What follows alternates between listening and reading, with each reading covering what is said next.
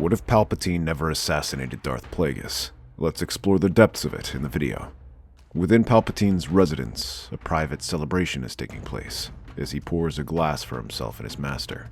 Standing before him, and looming large, is Darth Plagueis. The hulking Sith Lord grins down at him and raises the glass with a smile. The Republic has given birth to its own executioner. The Senate praises you, Darth Sidious. Chancellor suits you, my young apprentice. A masterpiece of manipulation. And so begins the great work. The Jedi suspect nothing, and my allies in the Senate clamor to support me. But this is merely the first step. Indeed, our time is now. Though you hold power now, the time has come to consolidate it. There is much work to be done, and I worry you cannot handle it on your own. Palpatine's eyes flash with a hint of irritation. He frowns and glances over at his master. This is far from a new conversation, and yet his master constantly brings it up. The Chancellor sips his glass and frowns, but Plagueis takes another sip and places a hand on his shoulder, squeezing it tightly. Do not choke on your pride and squander our gains, young one.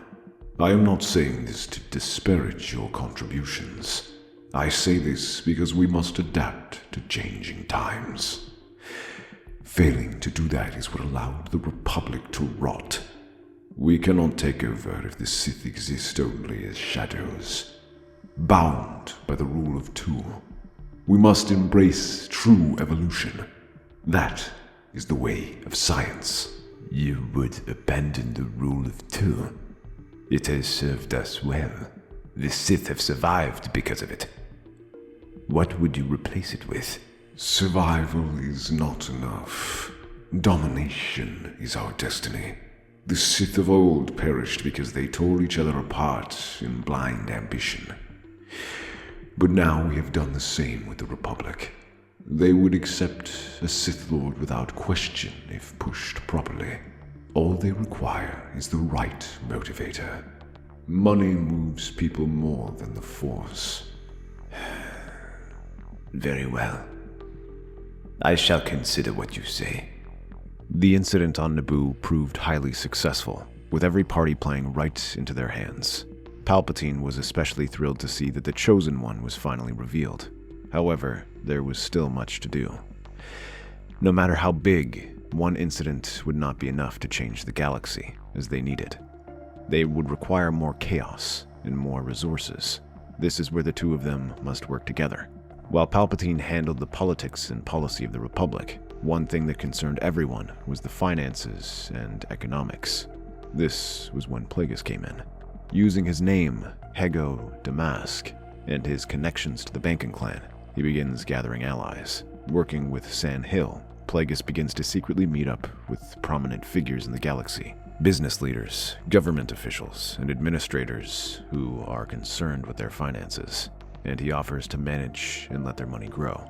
Although by now his star is seemingly faded, his connections with Palpatine breathe new life into his reputation. He makes sure that the money the Dark Lord invests sees quick and massive returns, winning the trust of his clients back. News soon spreads, and countless major figures hurry to offer their money to this magic banker. Whether it's through genius or corruption, no one seems to care, so long as they get their return. In exchange, he ensures these groups support Palpatine and his policies. It doesn't matter to him if Plagueis and Palpatine are corrupt. If anything, most find it easier to work with if they are. Palpatine is happy to leave it at that and simply ensure their patronage. But Plagueis is not satisfied with that. He finds this system to be brittle and inefficient, too prone to failure. The Sith Lord is a scientist at heart and is not satisfied with good enough. He continues to refine and enhance his system. Rather than just take the money of the people, he uses it and invests it, buying assets for their future empire. He purchases worlds, resources, soldiers, and ships to give their future empire something tangible. This leaves him working closely with another ally in their faction, Count Dooku. Unlike the rest of them, Dooku is no mere official, but a former Jedi and a seasoned politician. Rather than just wishing to amass wealth, he truly wishes to reform the Republic, having been disillusioned by the Republic. Palpatine recruits him to join their group. but Plagueis takes a keen interest in him. The two share a talent in finances. While Palpatine may be the political face, Dooku handles the politics behind the scene, creating unrest and chaos in the galaxy. Whether it is fanning the flames of secession, funding criminals, or encouraging corporations to flex their muscles. All of this secretly funded by Plagueis, all while he publicly gives support to the Republic's most prominent citizens, raising his name to new heights. Because of that, it comes as no surprise when Palpatine decides to name him as Deputy Chancellor. Many senators have already entrusted their bank accounts to him, and are not about to risk it by angering him. In exchange, he retracts the rule of two, giving Palpatine the title of Sith Lord. However, this leads Plagueis to begin cultivating new assets that can support their growing empire. The first among these is Dooku, whom he instructs in the ways of the dark side, just like Palpatine. But while the Chancellor may teach him to fight, Plagueis teaches him about the mythical aspects of the dark side, and lets him understand just how powerful the dark side is. This angers Palpatine, who protests furiously, insisting that Dooku is merely a pawn, and should not be given the same power as them. However, Plagueis sees this differently, and sees people like Dooku as assets, things to be developed, cultivated, and grown. As their teachings progress, Plagueis soon trusts Dooku enough to take him to his laboratory. The pair enter the elegant yet darkened laboratory hidden on a remote moon. Inside, the place is filled with machinery and equipment that would give even the Techno-Union and Kaminoans a run for their money. Among them is a stasis chamber filled with an eerie blue light. Within it lies the preserved body of Chimere. Dooku stares at the figure in surprise, wondering what he is looking at. An old friend, you could say. One of my greatest acolytes. His name was Chimere, and he perished a century ago for one admittedly foolish plot I made to recruit another acolyte. It is a long story. Why do you keep him here? You could say it is insurance, but also a lesson. Take note, my friend. My rise to power did not come overnight, nor did it come through my power alone.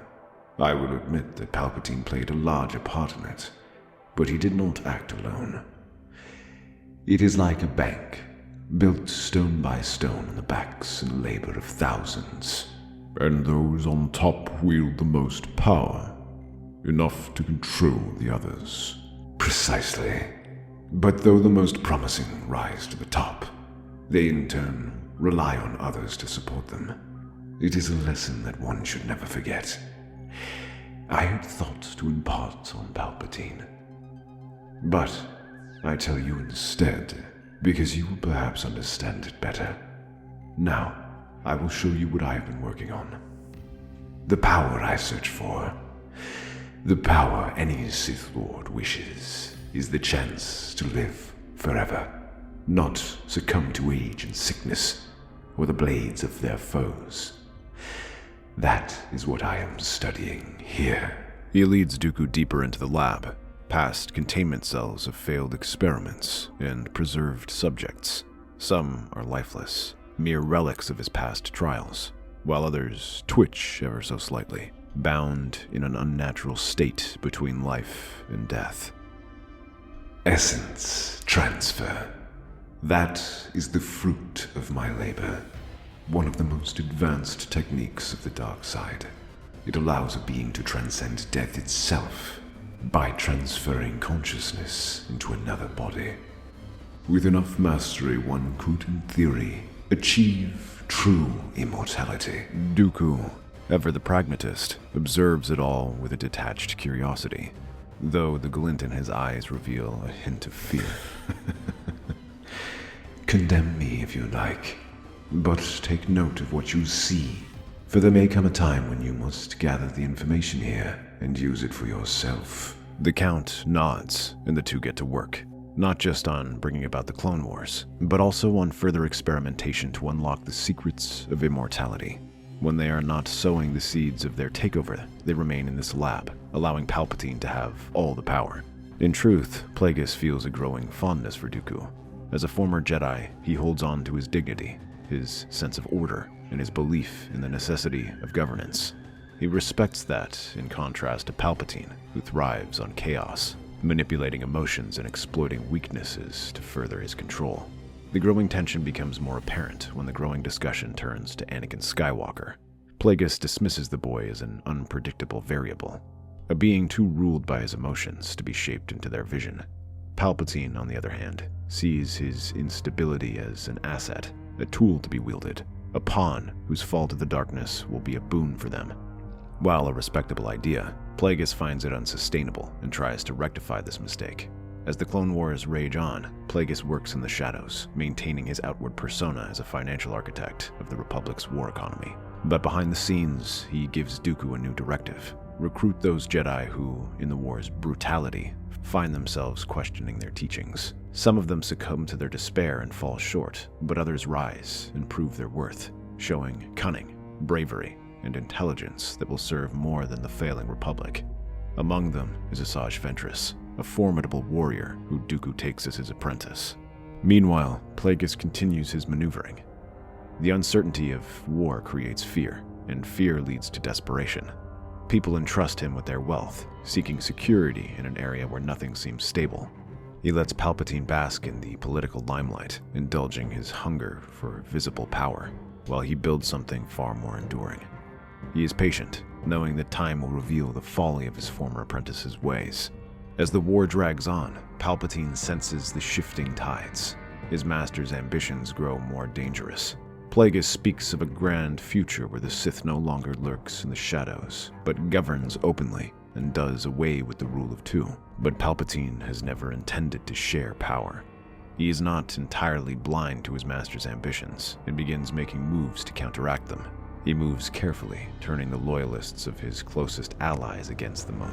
With the banking clan working with the CIS, it is easy to exploit the anti-alien sentiment, and senators now question what he plans to do with their money. The financial elites, who once sought his wisdom, now find themselves subtly distanced from his network. Even the Jedi, knowingly manipulated, begin investigating strange irregularities in the Republic's financial system.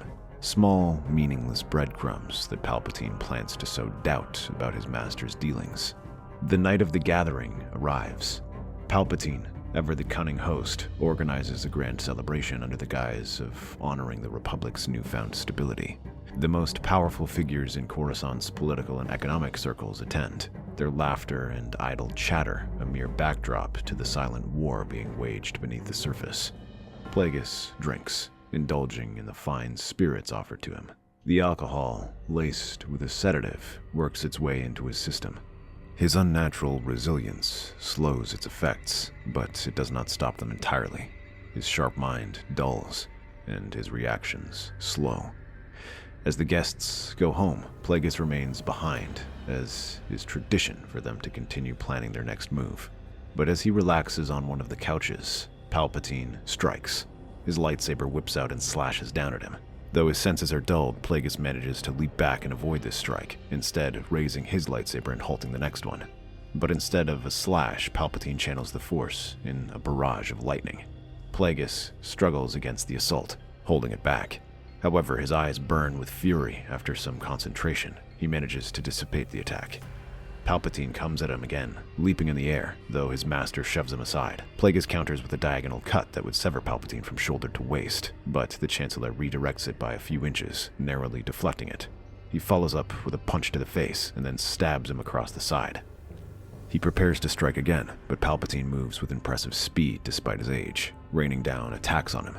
Plagueis' offensive comes to a quick end, as he is now driven to the defensive.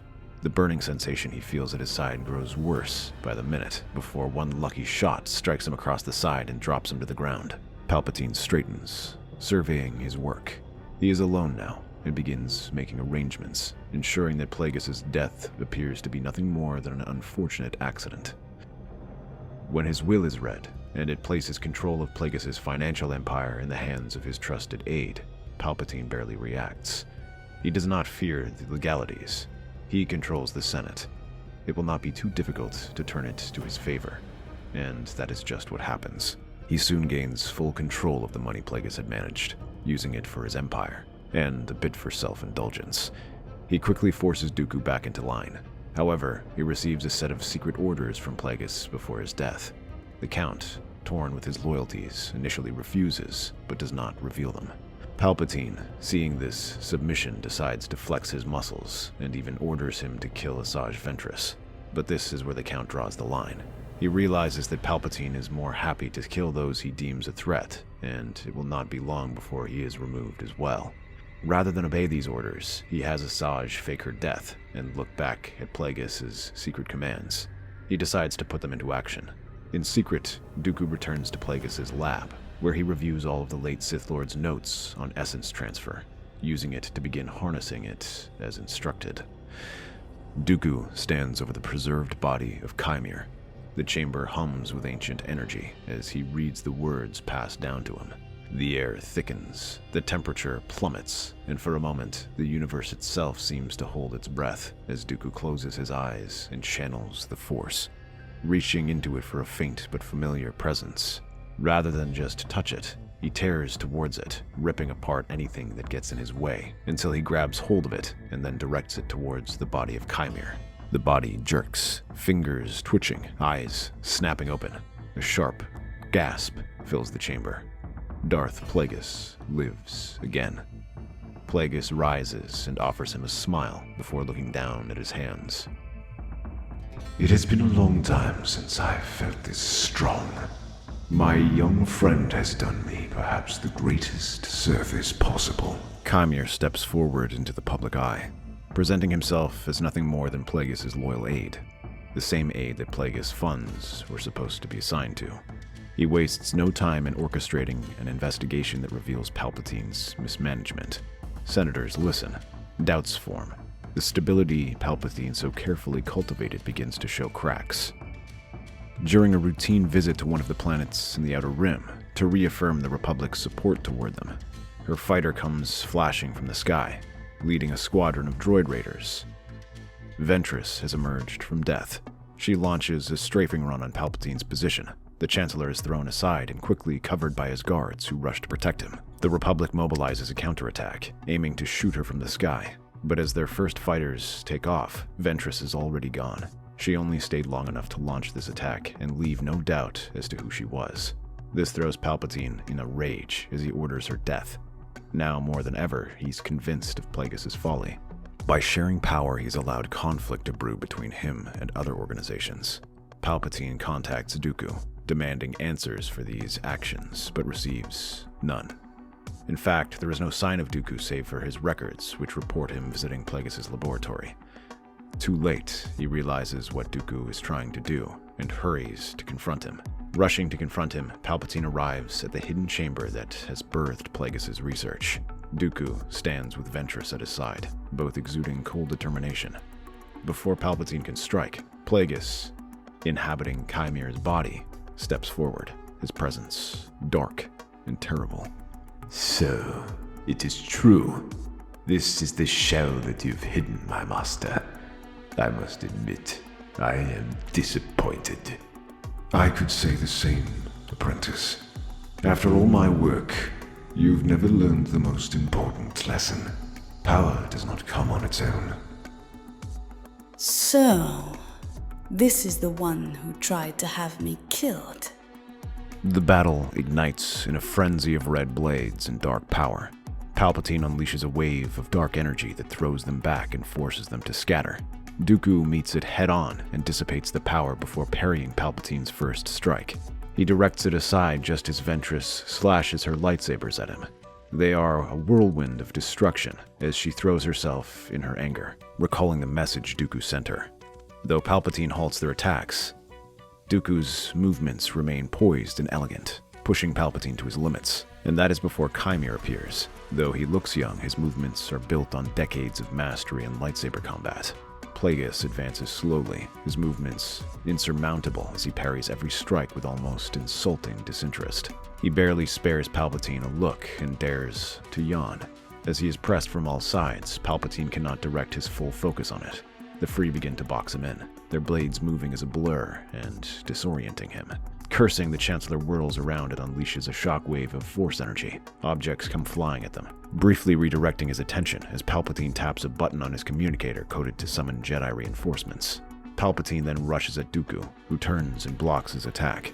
The two lock blades, but Plagueis recovers faster than expected. He advances towards Palpatine as Ventress strikes from behind. He sidesteps her strike and then kicks Plagueis. This doesn't fully stop him as their lightsabers flash several more times, the power behind each one sending miniature shockwaves across the room. But soon he hears the sound of boots stomping down as the Jedi approach. Cursing, Palpatine manipulates the laboratory equipment, unleashing a cloud of smoke that surrounds the room. Within minutes, a Jedi strike force bursts into the chamber, led by Pong Krell. Palpatine staggers back from the haze, feigning exhaustion, his eyes wild with desperation as his lightsaber is carefully hidden. Master Jedi, these monsters have kidnapped me. Seize them! The strike force immediately ignites their weapons, but Plagueis emerges from the smoke as well, crossing his arms and smiling as he regards Krell curiously, a knowing smile flickering across his face. Now, Master Krell, is that truly what you wish? No. Suddenly he ignites his lightsaber and cuts down the two nearest Jedi, but Krell does not act. Instead, he and several other Jedi exchange knowing glances before igniting their weapons. In a sudden, brutal movement, they turn on their own comrades, cutting them down with ruthless efficiency. A battle forms between those manipulated by Palpatine and those who have pledged themselves to Dooku. Palpatine watches, horror dawning in his eyes. As the remaining Jedi fall, the Sith close in. Palpatine raises his lightsaber desperately, trying to halt their attacks as they rain down on him. For a time, he holds them back, but it is a losing battle. And then, at last, one strike gets through from Ventress and slashes him across the chest. His body staggers as Plagueis is on him and drives his lightsaber into his heart. The Chancellor looks down as he falls to the ground, and the whole world turns black. With the Jedi renegades returning to Coruscant, they explain how Palpatine was a Sith Lord and trying to take over the Republic. This development shocks the Senate, especially once they present doctored footage showing the Jedi party being attacked by the Sith Lord himself. This leaves Kymir as head of the finances of the Republic, and by extension, Plagueis' successor. Ventress is sent to punish the Fairweather allies and remind those who didn't side with Palpatine that Kymir holds their money. This is enough to have the young aide elevate through their ranks until he is named Chancellor. The first thing he does is make peace with Count Dooku, ending the war with generous terms. The corrupt Senate is blamed for this, saying that it will affect their investments. But rather than punish them, he offers them a chance to retire quietly with their money, while Plagueis fills the new government with fresh faces. Chief amongst them is Dooku.